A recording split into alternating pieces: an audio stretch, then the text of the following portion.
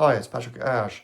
This is my Yamaha Pacifica 112V with EMG SA and 81 pickups. I'm going to play a little Floyd and I'll talk about the rest.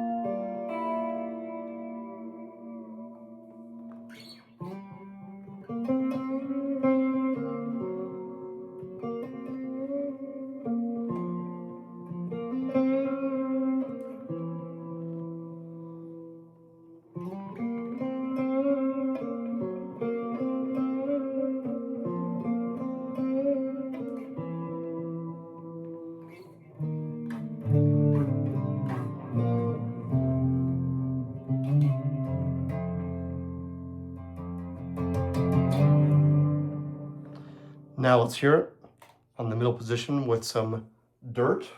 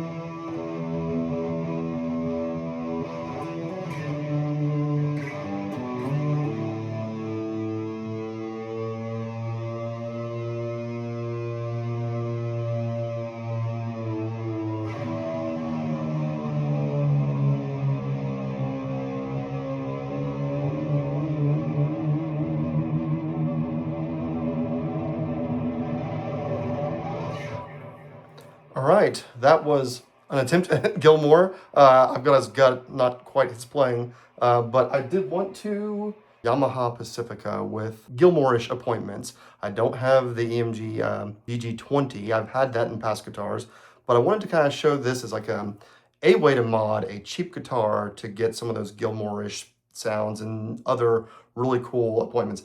Phil McKnight of Know Your Gear recently had a Yamaha Pacifica that Sweetwater had added all these really cool changes to them, and so I wanted to show my version of that. I did this a few months ago, actually. This is the Yamaha Pacifica 112 V, so it has the alder body, maple neck. I wanted to have maple. For those who have followed me from Phil's channel, a few critics saying, like, can he do anything on guitar based on the cursed guitar story? Well, everything I've done on this guitar, I've done myself. So also some encouragement to other people out there. If you think you can't do it, I do not consider myself a handy person. I never have, but I love messing around on guitars. And all these things I was able to do, and I find to be straightforward. The nut issue with the Curse guitar, this is just the GraphTech nut. I tried that on that guitar. That's a long story. See those videos. But this one, easy swap, gently tap out what's the previous, I think it's a urea nut, and this one works great. It's great tuning stability. It's better than that Strat, that Curse Strat, and many other guitars I've had.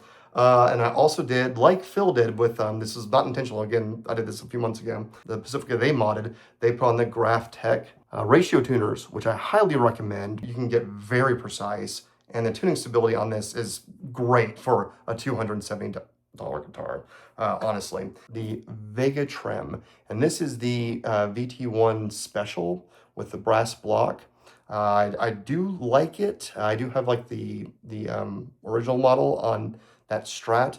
I will say, and this may just be mine, it may not be others, I think it's slightly cheaper and I feel a little bit more wobble than I did on the original one, just a little bit. It's very subtle. But also I've got these EMG, these SAs with an 81. I did pick this model specifically for having an SSH. Honestly, because I didn't have another SSH guitar, and I also, can play a lot of heavy metal with an 81. You of course notice that I've got the black 81, and all I did basically was order the white set from EMG because I just love that look on the pickguard. Gilmour's red Strat and the Pulse, great concert video. I just was, whenever I saw that back in the 90s, I just liked that look. I didn't need the red, but I liked the white pickups on the white pickguard. So yeah, but I also wanted to do some metal, and I've been just wanting the 81. I've played it in a few other guitars.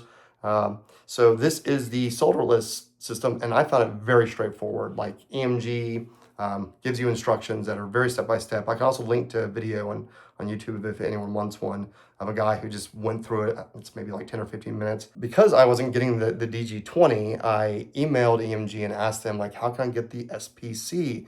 You know, that control that's on the DG20. And when I just played a minute ago, I had it on about 2, I would say, for or 1.5 or 2 for those bits of shine, you crazy diamond, and I put it on 10 for sorrow. I don't know if that's the right setting, but that's what I saw online.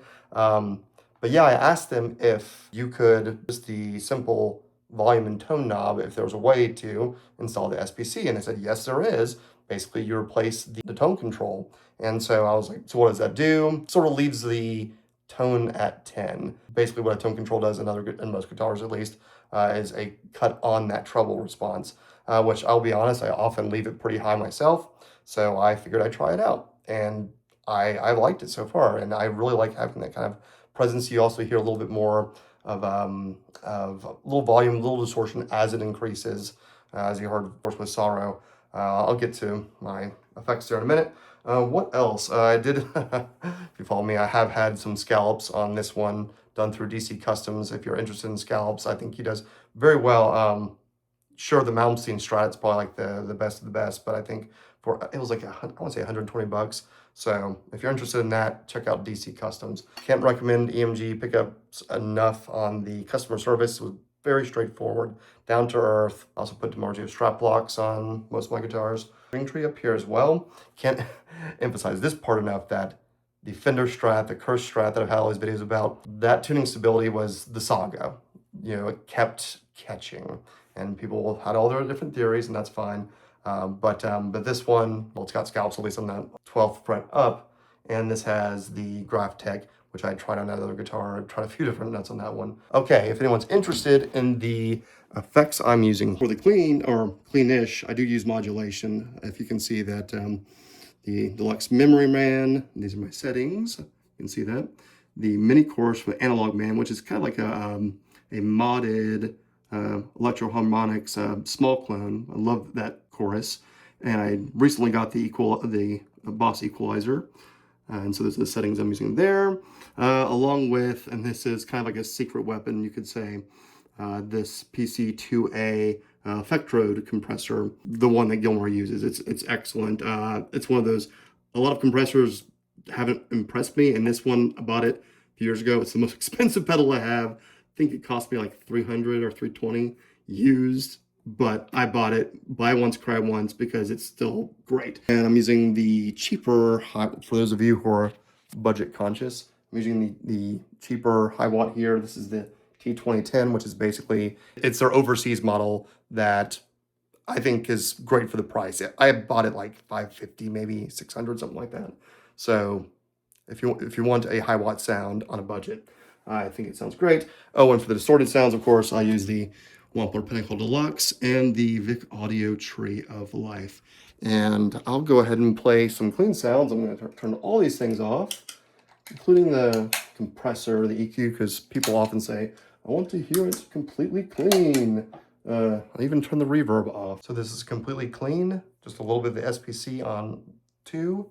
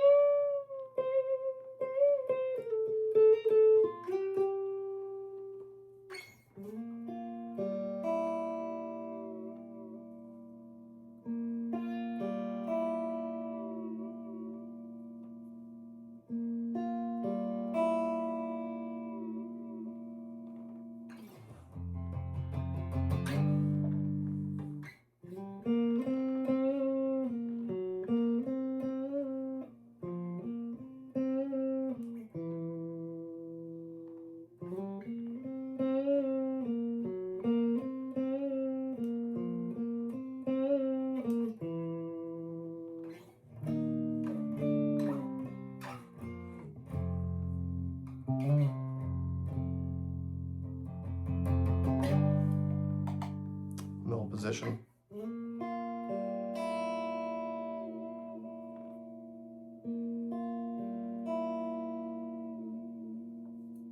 In between.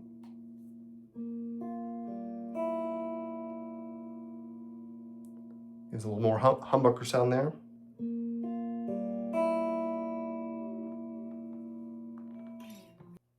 Back to neck.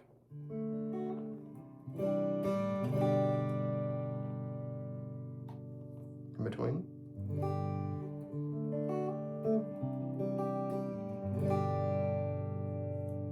And middle.